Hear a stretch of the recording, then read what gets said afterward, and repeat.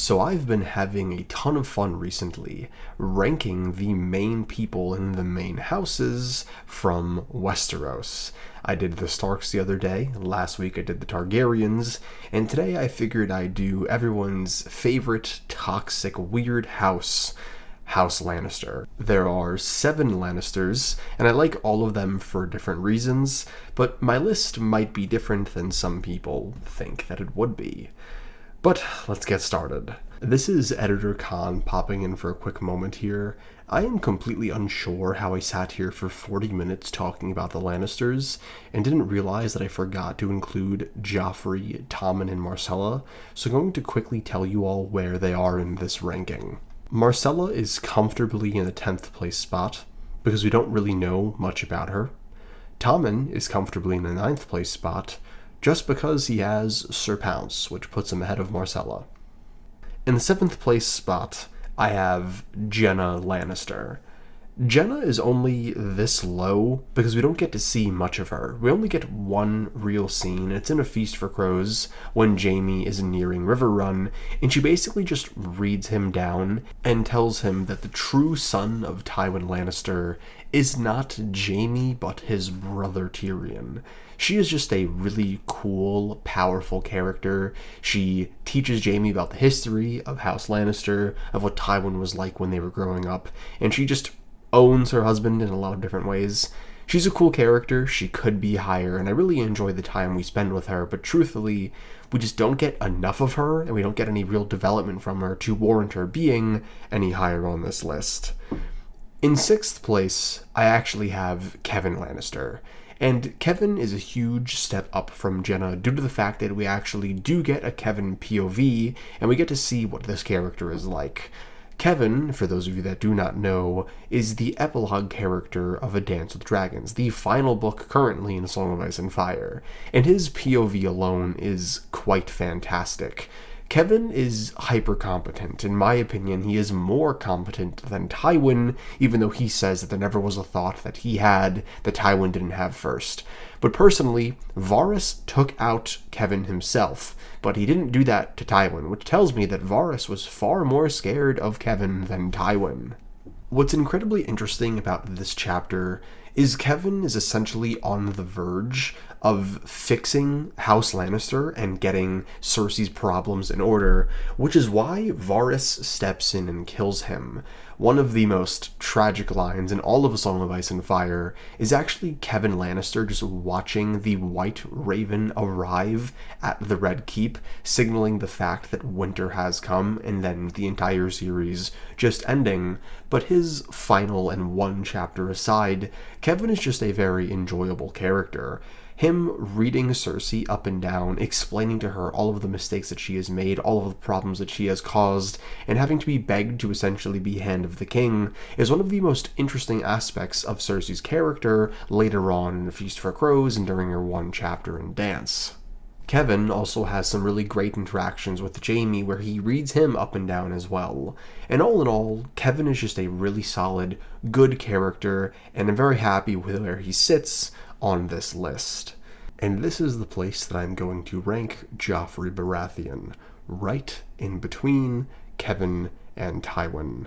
I like Tywin a little more than Joffrey, but Joffrey still is really interesting. He is a deeply flawed and deeply interesting character, and one that I feel a lot of people misunderstand. I'm actually going to be making a Joffrey video very soon, so wait patiently for that, I guess. In 5th place, I have one of my just absolute least favorite characters in A Song of Ice and Fire, that being Tywin Lannister. But this list is not just about characters that I don't like. I'm taking writing into account and the role that they play in the story, and it is undeniable that Tywin plays a massive role in the story, and much of what he does informs the decisions for the characters around him. Now, one of the reasons that a lot of people love Tywin Lannister is they feel he is this hyper-competent Machiavellian prince who is running Westeros. And I couldn't disagree more, and my disagreement is actually why I really enjoy the character. Tywin Lannister is smoke and mirrors for the most part. What keeps him afloat, what keeps people in check around him, is simply the fact that he is incredibly cruel and incredibly unpredictable. You never really know what you're getting with Tywin Lannister, because anything is up for grabs. This is a man that is very insecure, that gets stunted at a young age and gets traumatized by the weakness that his father presented, and then feels the need to overcompensate for the rest of his life, and then launch his own insecurities onto his children. Tywin Lannister is the perfect example of intergenerational trauma when a parent passes their trauma onto their children, ruining their lives because he hasn't dealt with his issues from being a child. And while this is very upsetting and damages all of his children, it is undeniable that it creates some great storytelling moments. All three characters, Cersei, Jaime, and Tyrion, have their arcs and are so amazingly well written due to the fact that Tywin is a terrible person. And that is more than enough to bring him to this 5th spot. He is just such an active character in the story who pushes so much, but truth be told, a lot of people would probably expect this character to be much higher. I think that is mainly due to the TV show. In the TV show, Charles Dance, the portrayal and the way in which the showrunners portray Tywin is completely different from the character that we have in the books. Tywin in the books is kind of lame. He just essentially gets where he gets because of brutality, because he has really intelligent people around him, but the second he dies, everything goes to shit. He is kind of a guy that is just simply full of himself, that is just bluffing his way to being incredibly powerful through pettiness and through brutality, which makes him interesting, but not nearly as interesting as the other members of his family. Coming in the 4th place spot, I have the dark horse of the Lannister family, the character that everyone forgets about, the character that no one gives a shit about, even people in his own family, and that is Lancel Lannister. Lancel is one of the most underrated characters in A Song of Ice and Fire. We don't see him that frequently, but we get enough of him to where you can actually see a full cohesive arc, and you can watch a man get traumatized and get abused by his family and then change for the worse because of it. When we meet Lancel early on in the story, he is actively being sexually assaulted by Cersei whenever she pleases. And this is a really tragic and interesting aspect of his character that everyone overlooks due to the fact that Cersei is a woman and Lancel is a man, and Cersei is conventionally attractive. But nevertheless, Cersei Lannister sexually assaults Lancel, and it messes with him for the remainder of his life. We see Lancel later on in A Feast for Crows feel immense shame and guilt for his dynamic with Cersei. One of the reasons that he is pushed so aggressively to join the faith is because he feels he has been tainted by Cersei, that he has been tainted by his decisions and by the Lannister name. The most interesting aspect of Lancel's character is the way in which he is used by everyone around him and then tossed aside like he means absolutely nothing. Cersei effectively uses him as her own personal sex toy, even though he is far younger than her, and there's a crazy power dynamic because she can and would kill him if he did anything wrong or word got out. Tyrion recognizes this, and instead of trying to help his little cousin, decides to take advantage of him, decides to blackmail him, and make his life even worse.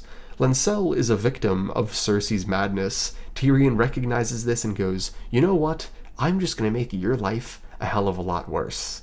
And then he gets injured during the Battle of the Blackwater. The injury nearly kills him, strips him away of much of his physical prowess, and no one gives a shit outside of his father.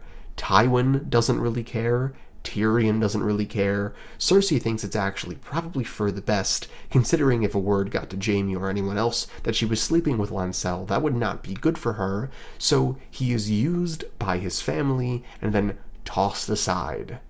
I am actually planning on making a longer Lancel video in the future because I really do think he is incredibly interesting. When you really think about it, this is a man who is used, abused, tossed aside, and then just given off to someone, and then he joins the faith. He looks for something bigger than himself. He looks for some sense of community. A lot of people hate this character and think he just joins the faith because, which is kind of how it's played off in the TV show, and I feel, yet again, the TV show is affecting the way people view characters in the books. But he joins the faith for honestly sympathetic reasons. He is isolated. He is alone. He is a shell of who he once was. He has been used, abused, and he's just looking for some sense of community, looking for anyone to value whatever is left of him at this point, and the faith seem to be the only group of people that will take him in and cleanse him of his sins that aren't even outright his fault. They're the sins of his family members, of his abusers, and yet here he is. Lancel is easily one of the most underrated characters in all of A Song of Ice and Fire, and easily my fourth favorite Lannister character. And yes, now that we are at the top three, we are getting to the big three, the Lannister siblings. Now in third place, I have Cersei, and a lot of people really, really love this character's POVs, and I kind of get it to an extent.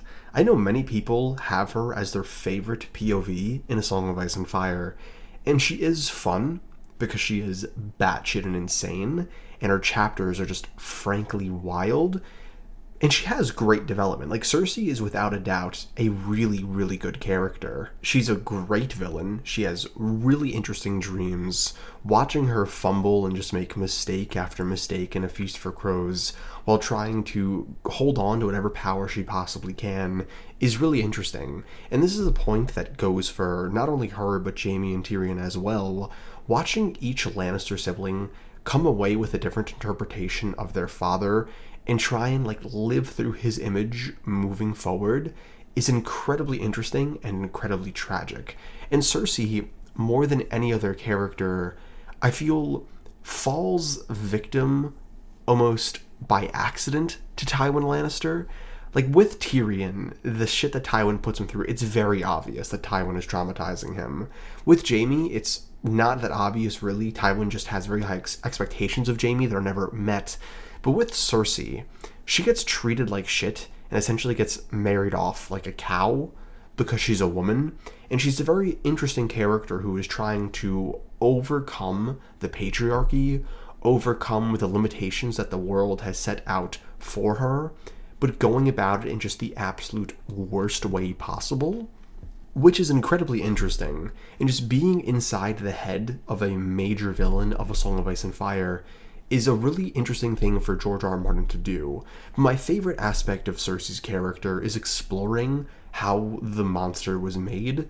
One of the most tragic parts of her character that she explains in A Feast for Crows is the way in which she was sexually assaulted by Robert Baratheon decently frequently, the way in which she was never properly valued by the men in her life, the way she is viewed as property, and just all of the trauma related to what not only Robert put her through, but what Tywin put her through, what the realm has put her through. She is just far more sympathetic than a lot of people give her credit for, and she's far more sympathetic than the reader thinks she would be going into the first Cersei POV. But when you really start peeling back those layers, when you get her backstory, when you get inside her thoughts, you realize that this is just a broken person who is going about everything in the worst way possible.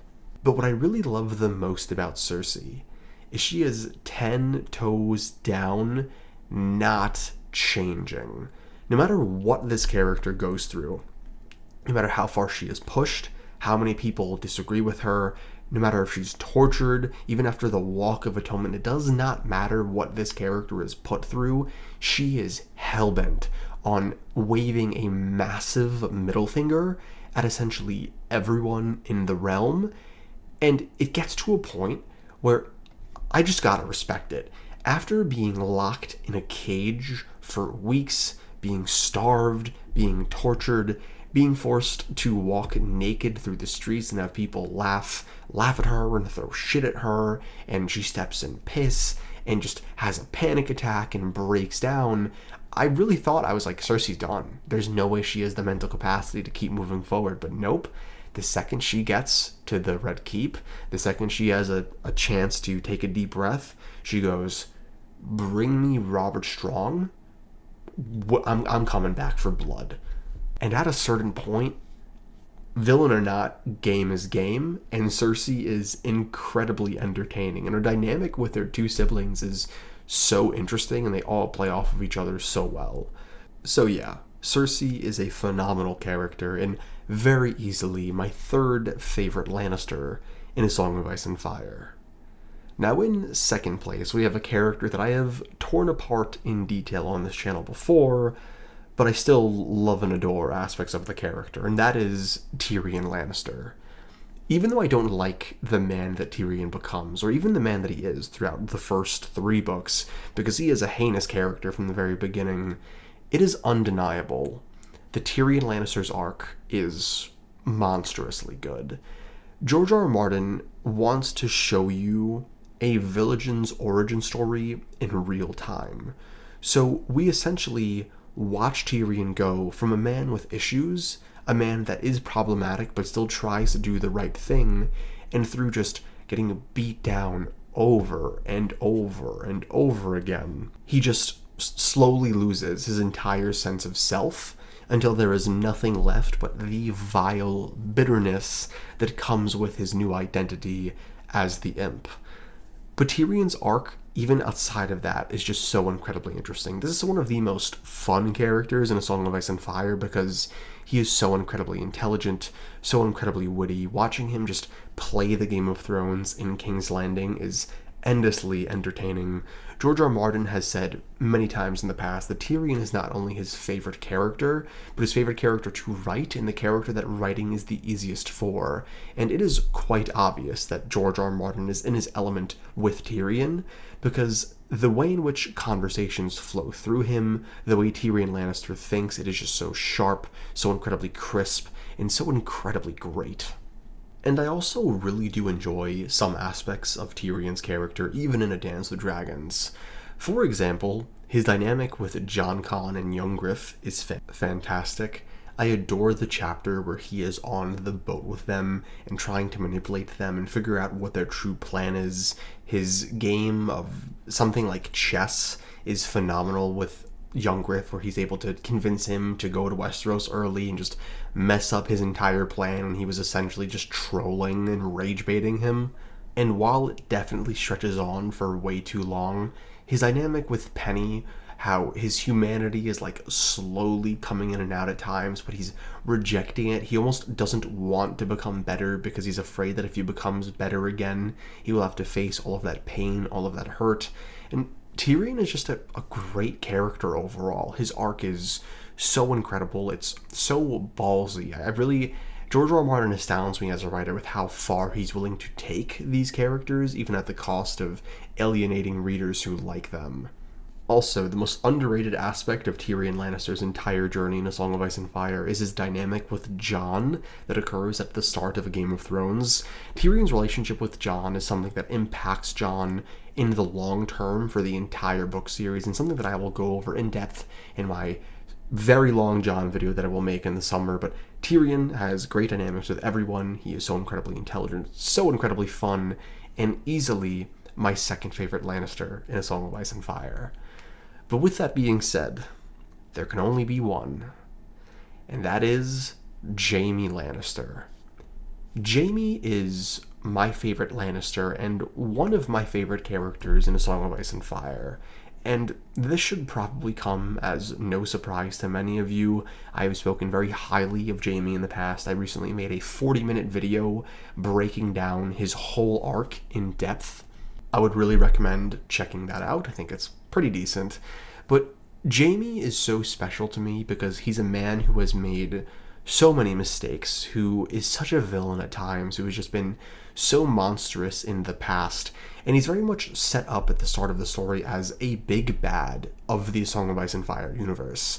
But the moment you see behind the curtain, even a little bit, not even in his first chapter, in Catelyn Stark's final chapter of A Clash of Kings, where she sees Jaime in the cell, and he starts monologuing about Aerys, and about how Ned's father and brother died, and how justice is corrupt, and how he's always been conflicted, and how oaths aren't something that people can really hold up, I was like, oh shit, there's a lot more to this character than meets the eye.